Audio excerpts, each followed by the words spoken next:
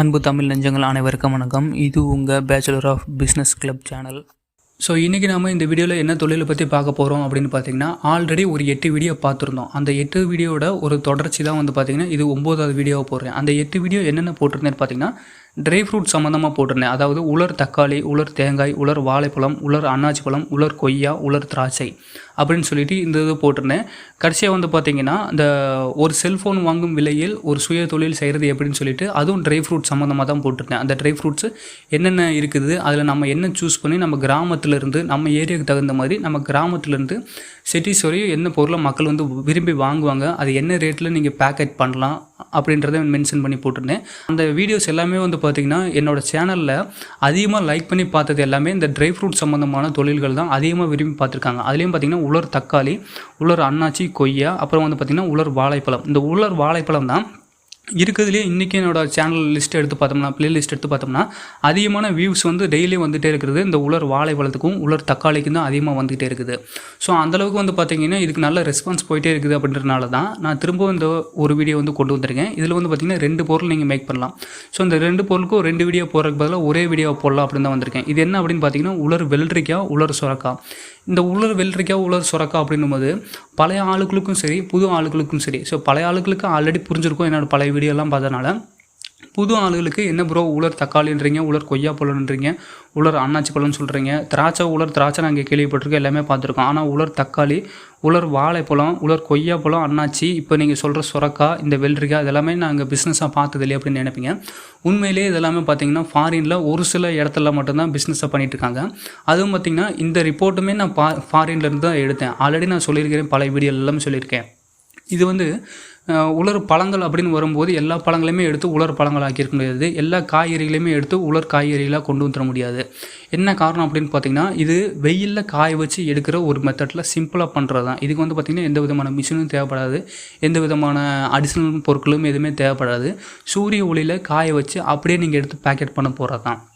அதனால் வந்து பார்த்திங்கன்னா சீக்கிரமே கெட்டு போகிறதுக்கான வாய்ப்பு இருக்குது. அதனால தான் என்னென்ன பழங்களை பயன்படுத்தலாம், என்னென்ன காய்கறிகளை பயன்படுத்தலாம் அப்படின்ற ஒரு அதாவது இந்த கேட்டகரி அப்படின்னு சொல்லுவாங்க பார்த்திங்களா, ஸ்டெப் பை ஸ்டெப்பாக வருவாங்க. அந்த மாதிரி ஸ்டெப் பை ஸ்டெப்பாக தான் ஒரு இன்ஸ்டியூட் மாதிரி இருக்கிற ஒரு தொழில் வந்து பார்த்திங்கன்னா நடந்துகிட்டு இருக்குது. அதாவது ஒரு தொழில் கம்பெனிக்காரங்க தான் அவங்களே சின்ன ரிசர்ச் மாதிரி பண்ணிகிட்ருக்குறாங்க. அந்த பண்ணதில் வந்து பார்த்திங்கன்னா 7 மாதத்துக்கு முன்னாடியே இந்த உலர் வெள்ளரிக்காய், அப்புறம் இந்த உலர் சுரக்காய் இது 2யுமே கொடுத்துருந்தாங்க. நான் தான் பார்க்காம விட்டுட்டேன். ஸோ இது 2யுமே எடுத்து ஒரே வீடியோவில் நம்ம போட்டுடலாமே அப்படின்னு தான் வந்திருக்கேன். ஏன்னா இதுக்கு முன்னாடி அந்த வீடியோக்கு எல்லாமே நல்ல ரெஸ்பான்ஸ் வந்துருக்குது. அதனால தான் அந்த உலர் வெள்ளரிக்காய், உலர் சுரக்காய் 2யுமே கொடுத்துடலாம் அப்படின்னு வந்திருக்கேன். இதுக்கு முன்னாடி வீடியோ பார்த்தவங்களுக்கு சிம்பிளாகவே புரிஞ்சிருக்கும் இது நம்ம எப்படி பண்ணலாம் அப்படின்றது. திரும்ப நான் டீட்டெயிலாக சொல்லிடுறேன். ஸோ புது ஆளுகள் பார்த்துட்டு இருந்தாலும் பார்த்துட்டு இருப்பீங்க, பழைய ஆளுகள் பார்த்துட்டு இருந்தீங்கன்னா அதே மாதிரி தான் இதுவும் நம்ம பண்ண போகிறோம். ரொம்ப வித்தியாசம்லாம் கிடையாது. ஸோ இந்த வீடியோ பார்க்குறவங்க அந்த வீடியோ பார்க்கணுன்னு நினச்சா பாருங்கள். அப்படி இல்லாட்டி இந்த வெள்ளரிக்காய், சுரக்காய் வச்சு நம்ம எப்படி பண்ணுறோமோ அதே மாதிரி தான் அந்த தக்காளி, தேங்காய், வாழைப்பழம், அன்னாச்சி பழம் இது எல்லாத்தையும் அதே மாதிரி தான் நம்ம பண்ண போகிறோம். ஸோ தயாரிக்கும் முறை எல்லாமே ஒன்று தாங்க, பொருட்கள் தான் வேறு வேறு. இந்த பொருட்கள் வந்து பார்த்திங்கன்னா என்னென்ன பொருட்கள் அப்படின்றத அவங்க கண்டுபிடிச்சி ரிசல்ட் பண்ணி அந்த ரிசல்ட்டை அவங்களோட வெப்சைட்டில் டேட்டாவாக ஏற்றி வச்சுருக்காங்க. அவங்களுக்கு தெரியாமல் அதை எடுத்து நான் உங்களுக்கு காப்பி பண்ணி கொடுத்துட்ருக்கேன். ஸோ இது என்னோடய சொந்த உழைப்பெல்லாம் கிடையாது. நான் எங்கேயும் போய் காசு கொடுத்தலாம் ப்ராஜெக்ட் ரிப்போர்ட்லாம் வாங்கலை. இதுக்கு முன்னாடி வாங்கின மாதிரிலாம் இப்போலாம் நான் வாங்கலை. ஸோ 7 மாதத்துக்கு முன்னாடி கொடுத்த ரிப்போர்ட்டை நான் லேட்டாக தான் பார்த்தேன். லேட்டாக பார்த்த உடனே இந்த வீடியோ போடலாமே அப்படின்னு சொல்லிட்டு நான் போடுறேன். ஸோ இந்த தக்காளியும் சரி, அன்னாச்சி, கொய்யாப்பழம், இந்த தேங்காய், வாழைப்பழம் இது எல்லாமே ஒரே மாதிரி தான் ரெடி பண்ணியிருக்கிறாங்க. அது எப்படி அப்படின்னு பார்த்தீங்கன்னா, இன்றைக்கி எந்த பொருளாக இருந்தாலும் சரி. ஸோ இந்த வீடியோவில் நான் சொல்கிறது சுரக்காய், அப்புறம் வந்து பார்த்திங்கன்னா இந்த வெள்ளரிக்காய் இதை எப்படி பண்ணணும்னு பார்த்தீங்கன்னா, தோலை வந்து சுத்தமாக சீவிடக்கூடாது. அதுதான் முக்கியமான ஒரு விஷயமே. தோலை சீவாமல் நல்லா இருந்தது கழுவிக்கணும். ஏன்னா சுரக்காயிலையும் சரி, வெள்ளரிக்காயிலையும் சரி மருந்து அடிச்சிருப்பாங்க. தக்காளி, கொய்யாப்பழம் எல்லாத்தையுமே மருந்து அடிச்சிருப்பாங்க. ஸோ எந்த பொருள் நீங்கள் எடுத்தாலும் அந்த பொருளை நல்லா கழுவிக்கிங்க. இப்போ நான் கொடுத்துருக்க கேட்டகரி இந்த கேட்டகரி தான். மொத்தம் வந்து பார்த்திங்கன்னா 8 கேட்டகரி தான். இதுக்கு அடுத்து வந்துச்சுன்னா நான் கண்டிப்பாக சொல்கிறேன். ஸோ இந்த வெள்ளரிக்காயும் சுரக்காயும் தான் இன்றைக்கி பார்க்குறோம்.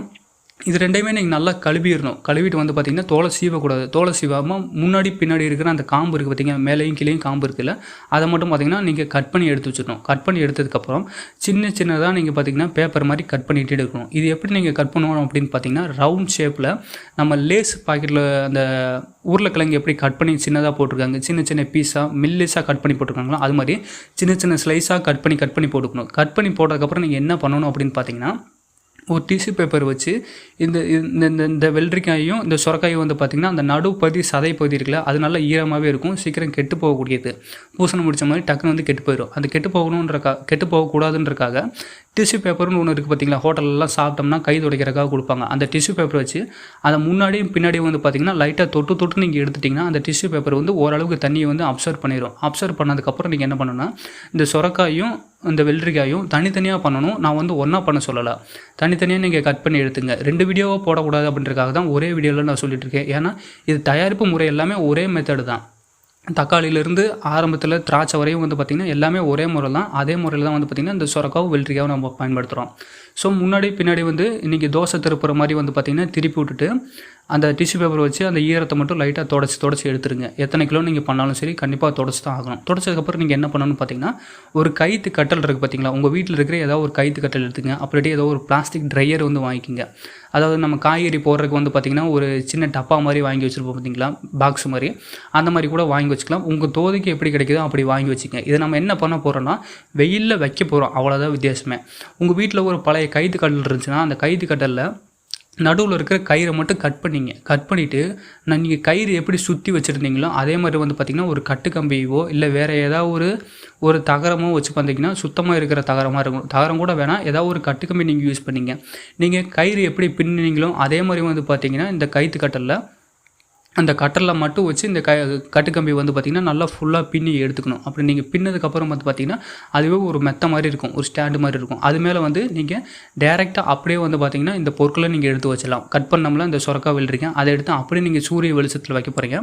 சூரிய வெளிச்சத்தில் வைக்கும்போது முக்கியமாக பார்க்குற விஷயம் என்னென்னு பார்த்திங்கன்னா ஆடு மாடு சாப்பிடாமல் இருக்கணும். கோழி காக்கா இதெல்லாமே வந்து பார்த்திங்கன்னா தாராளமாக வந்து சாப்பிடும். இதெல்லாம் சாப்பிடாத மாதிரி இருக்கணும். ரெண்டாவது 1 மணி நேரத்துக்கு ஒருக்கா வந்து பார்த்திங்கன்னா தோசையை திருப்பி போடுற மாதிரி நீங்கள் வந்து பார்த்திங்கன்னா முன்பக்கம் கீழே இருக்கிற மாதிரியும் கீழ்ப்பக்கம் மேலே இருக்கிற மாதிரியும் நீங்கள் திருப்பி விடணும். அப்போ தான் வந்து பார்த்திங்கன்னா மேலேயும் கீழே ஒரே மாதிரி வந்து பார்த்திங்கன்னா சூரிய வெளிச்சத்தில் நல்லா ட்ரையாக இருக்கும். இது வந்து பார்த்திங்கன்னா சன் ட்ரை மெத்தட் அப்படின்னு சொல்லுவாங்க. சூரிய ஒளியை பயன்படுத்தி ட்ரை பண்ணுற ஒரு மெத்தட்னு சொல்லுவாங்க. இதுக்கு மிஷின் கூட இருக்குது. ஆல்ரெடி வந்து பார்த்திங்கன்னா அந்த வீடியோ பார்த்த எல்லாருமே நாங்கள் மிஷின் வாங்கி யூஸ் பண்ணலாம் அப்படின்னு கேட்டிருந்தாங்க. தாராளமாக மிஷின் வாங்கி யூஸ் பண்ணலாம்.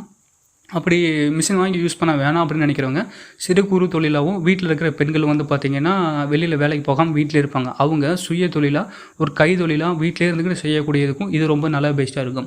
நாங்கள் வீட்டில் தான் இருக்கிறோம், எங்களுக்கு வந்து பார்த்திங்கன்னா கட்டெல்லாம் கிடையாது, நான் எப்படி யூஸ் பண்ணுறது அப்படின்னு நீங்கள் நினச்சிங்கன்னா ஒரு தார் பாய் கூட வாங்கிக்கேன். 10க்கு 10 சைஸ்லையோ இல்லை 20க்கு 20 இல்லை 10க்கு 20 சைஸ்லையோ இல்லை 10க்கு 15 சைஸ்லையோ நீங்கள் எந்த சைஸில் கேட்குறீங்களோ அந்த சைஸில் இருக்கும். அந்த சைஸில் ஒரு தார் பாய் வாங்கி உங்கள் வீட்டுக்கு மொட்டை மாடியில் போட்டுருங்க. மொட்டை மாடியில் நல்லா போட்டுட்டு ஃபஸ்ட்டு அந்த தார் பாயில் எந்த விதமான தூசி இல்லாமல் நல்லா ஈர துணியை வச்சு நல்லா தொடச்சிருங்க. தொடச்சதுக்கப்புறம் அந்த ஈரம் போயிடுச்சா, நான் அந்த தார்பாய் கொஞ்சம் சூடாக இருக்குது அப்படின்றது நீங்கள் கை வச்சு செக் பண்ணிங்க. செக் பண்ணதுக்கப்புறம் நீங்கள் இந்த பொருட்களை டைரெக்டாக வச்சுருங்க. அதாவது மாடியில் தார்பாய் போட்டு நான் சொல்கிறேன். அப்போ இல்லாட்டி நீங்கள் கட்டலையே கூட தார்பாய் போட்டு பண்ணிக்கலாம். நீங்கள் ஒவ்வொரு பேட்ச் எடுக்கும்போதும் இந்த தார்பாய் வந்து பார்த்திங்கன்னா ஈர துணியை வச்சு நல்லா தொடச்சி விட்டுறணும். ஏன்னா ஆல்ரெடி இது நம்ம போட்டு எடுத்துருக்கோம். 2வது பேட்ச் நம்ம போடும்போதும் வந்து பார்த்திங்கன்னா ஈஸியாக ஃபங்கஸ் வந்து ஃபார்ம் ஆகி பொருள் வந்து கிடக்கூடிய அந்த ப்ராசஸ் வந்து வேகமாக நடந்துடும் அப்படின்றக்காக தான். இன்றைக்கி நீங்கள் ஒரு 10 கிலோ காய வச்சு எடுத்துட்டிங்கன்னா நாளைக்கு ஒரு 10 கிலோ நீங்கள் காய வைக்கிறதுக்கு முன்னாடி ஆல்ரெடி காய வச்சுருந்து அந்த தார்பாய் வந்து நல்லா நீங்கள் தொடச்சணும். தார்பாயாக இருந்தாலும் சரி அல்லாட்டி கட்டுக்கம்பி நீங்கள் போட்டுருந்துச்சுனாலும் சரி எதுவாக இருந்தாலும் சரி நீங்கள் இன்றைக்கி 10 கிலோ எடுத்துட்டிங்கன்னா நாளைக்கு போடுறதுக்கு முன்னாடி அதை நீங்கள் ஃபுல்லாக க்ளீன் பண்ணிடணும். க்ளீன் பண்ணிவிட்டு அந்த ஈரம் இல்லை அப்படின்றத நீங்கள் கன்ஃபார்ம் பண்ணிக்கணும். அதுக்கு நீங்கள் கை வச்சு பார்த்திங்கன்னா அதில் சூடு இருக்குதா ஈரம் இருக்குதா அப்படின்றது உங்களுக்கு நல்லா தெரியும். ஸோ சூடு இருக்குதுன்னு தெரிஞ்சதுக்கப்புறம் நீங்கள் டேரெக்டாக இதை வச்சு நீங்கள் காய வச்சு எடுத்துக்கலாம். அதிகபட்சமாக எவ்வளோ நேரத்தில் காயின்னு பார்த்திங்கன்னா ஒரு 5 மணி நேரத்துலேருந்து 6 மணி நேரத்துக்குள்ளேயே காஞ்சிடும். நம்ம தமிழ்நாடு வெப்பமான பிரதேசம் அப்படின்றனால அதிகபட்சமாக ஒரு 3 மணி நேரத்தில் 4 மணி நேரத்துக்குள்ளேயே நல்லாவே காஞ்சிடும். ரொம்ப அதிகமாக பண்ணணும்னு அவசியமே கிடையாது. ஸோ இது எந்த அளவுக்கு வரணும் அப்படின்னு பார்த்தீங்கன்னா கொஞ்சம் நம்ம சிப்ஸ் வந்து எண்ணெயில் போட்டு எடுத்தோம்னா எப்படி கொஞ்சம் சுருங்கி முருகலாகி வரும் அந்த மாதிரி ஸ்டேஜுக்கு வந்துடும். அந்த மாதிரி ஸ்டேஜுக்கு வந்ததுக்கப்புறம் நீங்கள் டேரெக்டாக பேக்கெட் பண்ண ஆரம்பிச்சிடலாம். பேக்கெட் பண்ணதை பக்கத்தில் இருக்கிற பொட்டி கடையிலேருந்து பெரிய மளிகை கடை இருக்குது பார்த்திங்களா, பெரிய மளிகை கடை, அதுக்கப்புறம் டிபார்ட்மெண்ட் ஸ்டோரு, இங்கே எல்லாமே போய் சேல்ஸ் பண்ணலாம். அதாவது உலர் பொருட்கள் இந்த பாதாம் பிஸ்தா முந்திரி இதெல்லாமே எங்கெங்கெல்லாம் சேல்ஸ் பண்ணுறாங்களோ அந்த இடத்துல நீங்கள் டேரெக்டாக சேல்ஸ் பண்ணலாம். இப்போலாம் பார்த்தீங்கன்னா ரெஸ்டாரண்ட்டில் சேல்ஸ் பண்ணுறாங்க, ஃப்ரூட் ஷாப்பில் சேல்ஸ் பண்ணிகிட்டு இருக்காங்க. ஆரம்பத்துலேருந்து ஃப்ரூட் ஷாப்பு மளிகை கடை ரெஸ்டாரண்ட்லாம் சேல்ஸ் பண்ணுறாங்க. இப்போ வந்து பார்த்திங்கன்னா பொட்டி கடையில் சேல்ஸ் பண்ணலாம். நான் வந்து எங்கெல்லாம் சேல்ஸ் பண்ணுறன்ற ஒரு கேட்டகரியாக அப்படியே நான் கொடுத்துட்றேன். பொட்டி கடையில் சேல்ஸ் பண்ணலாம், மளிகை கடையில் சேல்ஸ் பண்ணலாம், டிபார்ட்மெண்ட் ஸ்டோரில் சேல்ஸ் பண்ணலாம், அப்புறம் வந்து பார்த்திங்கன்னா ரெஸ்டாரண்ட்டில் சேல்ஸ் பண்ணலாம், ஃப்ரூட் ஷாப் இருக்குது பார்த்தீங்களா, ஜூஸ் ஷாப்பு, ஃப்ரூட் ஷாப்பு, பழக்கடையில் இருக்குல்ல, அந்த பழக்கடையில் நீங்கள் சேல்ஸ் பண்ணலாம். அது இல்லாமல் வந்து பார்த்திங்கன்னா இப்போ இந்த ரோட்டில் ஹோட்டல் போட்டிருக்காங்க பார்த்தீங்களா, மோட்டல் அப்படின்னு சொல்லிட்டு பெரிய பெரிய ஹைவே ரோடெலாம் தனித்தனியாக ஹோட்டல் வச்சுருக்காங்களா, அந்த மாதிரி இடத்துல நீங்கள் விற்கலாம். ஏன்னா அந்த மாதிரி இடத்துல இந்த பொருட்கள் எல்லாமே ஈஸியாக ரீச் ஆகும். அப்புறம் பார்த்திங்கன்னா இந்த டிபார்ட்மெண்ட் ஸ்டோருக்குலாம் அங்கேயும் ஈஸியாக ரீச் ஆகும். ஸோ இதெல்லாமே வந்து பார்த்திங்கன்னா சன் ரைடு ஃப்ரூட்ஸ் அப்படின்னு சொல்லிட்டு நீங்கள் மென்ஷன் பண்ணணும். ஏன் அப்படி மென்ஷன் பண்ண சொல்கிறேன்னா, சூரிய ஒளியிலேயே நாங்கள் பயன்படுத்திட்டு இருக்கிறோம் அப்படின்றக்காக தான் அதை நீங்கள் சொல்லணும். அப்படி சொன்னால் தான் அதிகமாக சேல்ஸ் ஆகும். இது வந்து பார்த்திங்கன்னா ஆன்லைனில் நீங்கள் சேல்ஸ் பண்ணுறதுக்கு ரொம்பவே ஏதுவாக இருக்கும். இந்த லெட்டர் நீங்கள் மென்ஷன் பண்ணிங்கன்னா உங்கள் பேக்கெட்டில் ஃப்ரண்ட் சைடு இருக்குது பார்த்தீங்களா, அதாவது உங்கள் நேம் போட்டிருப்பீங்க, உங்கள் அந்த பேக்கெட்டோட நேம் போட்டிருப்பீங்க. ஃப்ரண்ட் சைடு இருக்கு பாருங்கள், நம்ம முகம் பார்க்குறோம்ல, அந்த முகத்தில் இருக்கிற ஃப்ரண்ட் சைடில் தான் இந்த சன் ரெட் அப்படின்னு சொல்லிட்டு நீங்கள் கண்டிப்பாக மென்ஷன் பண்ணியிருக்கோம். சன் ரெட் ஃப்ரூட்ஸ் அப்படின்ட்டு மென்ஷன் பண்ணியிருக்கோம். என்ன காரணம்னா சூரிய ஒளி பயன்படுத்தி மட்டும்தான் நாங்கள் இந்த பொருளை செஞ்சுருக்கோம். எந்த விதமான மிஷினும் எந்த விதமான கெமிக்கலும் நாங்கள் பயன்படுத்தலை அப்படின்னு நீங்கள் மக்களுக்கு காட்டணும் அப்படின்றதுக்காக தான். ரெண்டாவது, இது கண்டிப்பாக மென்ஷன் பண்ணி ஆகணுங்க. சன் ரெட் ஃப்ரூட்ஸ் அப்படின்றது நீங்கள் கொட்டலத்தில் கூட மென்ஷன் பண்ணுங்கள், தப்பே கிடையாது. நாங்கள் எந்த விதமான மிஷினும் பயன்படுத்தி நாங்கள் பண்ணலாம். ஆர்கானிக் முறையில் சூரிய ஒளியை வச்சு பயன்படுத்தி இருக்கிறோம், தயாரிச்சிருக்கிறோம் அப்படின்றத மக்கள் வந்து ஈஸியாக புரிஞ்சுக்குவாங்க. அதை நம்ம சொல்லணுன்றக்காக தான் பேக்கெட்டில் முன் பக்கத்தில் சன் ரெட் ஃப்ரூட் அப்படின்றத மென்ஷன் பண்ண சொல்கிறேன். இதுக்கு நீங்கள் மிஷின் இருக்குது, அந்த மிஷின் வேணாலும் நீங்கள் வாங்கி பயன்படுத்திக்கலாம். அப்படி இல்லாட்டி சூரிய ஒளியிலே நீங்கள் பயன்படுத்திக்கலாம். சரி, இது என்ன ரேட்டுக்கு வந்து நீங்கள் பேக்கெட் போடலாம் அப்படின்னு பார்த்தீங்கன்னா, எளிய மக்களும் வாங்கி பயன்படுத்தணும் அப்படின்றதுக்காக 10 ரூபா அப்படின்றத ஸ்டார்ட் பண்ணி அதிகபட்சமாக 100 ரூபா வரை விற்கலாம். அதாவது 10 ரூபா, 20 ரூபா, 50 ரூபா, 100 ரூபா, இந்த 4 கேட்டகரியில் மட்டும் வைங்க. இதுக்கு அதிகமும் போக வேணாம், இதுக்கு கீழேயும் வர வேணாம். ஸோ 10 ரூபா அப்படின்றது என்ன ரேட்டில் இருக்க போகுதுன்னு பார்த்தீங்கன்னா, சின்ன சின்ன ஏழை மக்களும் வாங்கி பயன்படுத்தக்கூடிய ஒரு ரேட்டில் தான் இருக்கும். இதை நான் ஏன் சொல்கிறேன் அப்படின்னு பார்த்தீங்கன்னா, பூஸ்ட், ஹார்லிக்ஸ் எல்லாமே வந்து பார்த்திங்கன்னா அரை கிலோ பாக்கெட்டு 250 ரூபாய்க்கு சேல்ஸ் பண்ணிட்டு இருக்கிறாங்க. அந்த டப்பாலாம் அரை கிலோ பூஸ்ட்டு, ஹார்லிக்ஸ் 250 ரூபாய்க்கு சேல்ஸ் பண்ணிகிட்டு இருக்காங்க. ஆனால் அது 250 ரூபா போட்டு எல்லாருமே வாங்க முடியுமானா எல்லாருமே வாங்க முடியாது. அந்த பெரிய கம்பெனிக்காரனே வந்து பார்த்திங்கன்னா 5 ரூபா பாக்கெட்டில் போட்டு சேல்ஸ் பண்ணிட்டு இருக்காங்க. அது மட்டும் இல்லாமல் இந்த பெரிய பெரிய ஷாம்பு கம்பெனிகள் தான் இருக்கு இல்லைங்களா, அதெல்லாமே 1 ரூபா பாக்கெட்டில் போட்டு சேல்ஸ் பண்ணிட்டு இருக்கிறான். பெரிய பெரிய கம்பெனிக்காரன் மல்டி லெவலில் ஒரு வருஷத்துக்கே 1000 கோடி 2000 கோடி லாபம் பார்க்குறான். அவனே வந்து பார்த்திங்கன்னா 1 ரூபா 2 ரூபா ஊறுகாய் பாக்கெட் போடுறது, சின்ன சின்ன ஷாம்பு பாக்கெட் போடுறது, 10 ரூபாய்க்கு சோப்பு விற்கிறது, 40 ரூபாய்க்கும் சோப்பு இருக்குது, 100 ரூபாய்க்கும் சோப்பு இருக்குது, 200 ரூபாய்க்கும் பார்க்கவனே சோப்பு இருக்குது. ஆனால் 10 ரூபாய்க்கும் சோப்பு போட்டு விற்றுட்டுருக்கான் சின்ன சைஸில். அது இல்லாமல் வந்து பார்த்திங்கன்னா 5 ரூபாய்க்கு பூஸ்ட்டு, ஹார்லிக்ஸ்லாம் இருக்குது. பிஸ்கட்லாம் வந்து பார்த்திங்கன்னா 30 ரூபாலேருந்து 50 ரூபா, 100 ரூபா, 200 ரூபா வரையும் பிஸ்கட்லாம் இருக்குது. ஆனால் இன்னும் 5 ரூபாய்க்கு 3 ரூபாய்க்கு பிஸ்கட் போட்டுருக்கான். காரணம் என்னென்னு பார்த்திங்கன்னா, கம்மியான ரேட்டில் இருக்கிற அந்த பொருள் மக்கள் வந்து ஈஸியாக வாங்கி பயன்படுத்துவாங்க. அது ஆல்ரெடி வாங்கி பயன்படுத்தி இருந்தாலும் சரி, பயன்படுத்தாமல் இருக்கிற ஒரு புது பொருளாக இருந்தாலும் சரி, அந்த பொருளை வாங்கி பயன்படுத்துறதுக்கு ஒரு வாய்ப்பு என்ன அப்படின்னு பார்த்திங்கன்னா, அதாவது முதல் வாய்ப்பு, நம்ம கொடுக்குற முதல் வாய்ப்பு அதோட ரேட்டு கம்மியாக இருக்கணுன்றக்காக தான். ஸோ அந்தளவுக்கு ரேட்டு கம்மியாக இருந்துச்சுன்னா எந்த மக்களாக இருந்தாலும் ஈஸியாக வாங்கி பயன்படுத்துவாங்க. அது என்ன புது பொருளாக இருந்தாலும் வாங்கி பயன்படுத்துவாங்க. ரெண்டாவது, பேக்கெட் அப்படின்றது நல்ல மாடர்னான நல்லா கலர்ஃபுல்லாக கொடுக்க. அது ஏன் மாடர்னாக கலர்ஃபுல்லாக கொடுக்குறேன்னு சொன்னால், நீங்கள் இந்த 10 ரூபாய்க்கு போடும்போது மக்கள் விலை கம்மியாக இருக்குன்னு சொல்லிட்டு கண்டிப்பாக வாங்கிடுவாங்க. ஆனால் அவங்க வாங்கி பயன்படுத்துகிற அந்த பொருள் நல்லா இருக்குமா நல்லா இருக்காதா அப்படின்னு தெரியாது. ஏன் அப்படின்னு பார்த்தீங்கன்னா, அவங்க ஃபஸ்ட் டைமாக வாங்கியிருப்பாங்க. இந்த உலர் பொருட்கள் பூராமே, அதாவது உலர் கொய்யா பழத்துலேருந்து உலர் அன்னாச்சி, உலர் தக்காளி, இப்போ இந்த உலர் வெள்ளரிக்காய், உலர் சுரக்காய், இதெல்லாமே புது ப்ராடக்ட்டு, நம்ம ஏரியாவில் இதுவரை வராத ஒரு ப்ராடக்ட்டு. ஸோ ரேட் கம்மியாக இருந்தால் மட்டும் பார்த்தாது, அதோட பேக்கிங் வந்து பார்த்திங்கன்னா நல்ல குவாலிட்டியாக, நல்ல மாடர்னாக, நல்ல கலர்ஃபுல்லாக இருந்துச்சுன்னா ஈஸியாக வாங்குவாங்க. ஸோ வாங்கி பயன்படுத்தாத ஒரு பொருள் ஃபஸ்ட்டு நம்ம கண்ணு தான் பார்க்க போகுது. கண்ணு பார்த்துட்டு அந்த பேக்கிங்கும் அந்த பொருள் நல்லா இருக்குதான்னு நம்ம கண்ணு தான் பார்க்கும். அது நல்லா இருக்குதுன்னு நம்ம முடிவு பண்ணிட்டோம்னா அதை வாங்கி நம்ம பயன்படுத்தோம். வாங்கி பயன்படுத்தினதுக்கு அப்புறம் தான் அது டேஸ்ட் நல்லா இருந்துச்சான்றது ரெண்டாவதாக நம்ம தெரிஞ்சுக்க போகிறோம். ஸோ ஃபஸ்ட்டு நம்ம கண்ணு தான் பார்க்க போகுது. அந்த கண்ணு பார்க்கும்போது அதோட பேக்கெட் நல்லா இருக்கணும், அதோட கலர் நல்லா இருக்கணும், நம்ம பேக்கெட்டில் கொடுத்தது அந்த டிசைன்ஸ் எல்லாமே நல்லா இருக்கணும். ஸோ திரும்பவும் நான் சொல்கிறேன், 10 ரூபா பாக்கெட்டு, 20 ரூபா பாக்கெட்டு, 50 ரூபா பாக்கெட்டு, 100 ரூபா பாக்கெட்டு. இந்த 100 ரூபா பாக்கெட்லாம் பெரிய பெரிய ரெஸ்டாரண்ட்டில் போடுங்க, பெரிய பெரிய அந்த டிபார்ட்மெண்ட் ஸ்டோரில் போடுங்க. சின்ன சின்ன மளிகை கடையிலலாம் போட வேணாம். சின்ன சின்ன மளிகை கடையில் 10 ரூபா 20 ரூபா இந்த ரேஞ்சில் போட்டாலே. இந்த வீடியோ பிடிச்சதுனால லைக் பண்ணி, ஷேர் பண்ணி, கமெண்ட் பண்ணிங்க. முக்கியமாக சப்ஸ்கிரைப் பண்ணாமல் இருக்காதீங்க. நன்றி.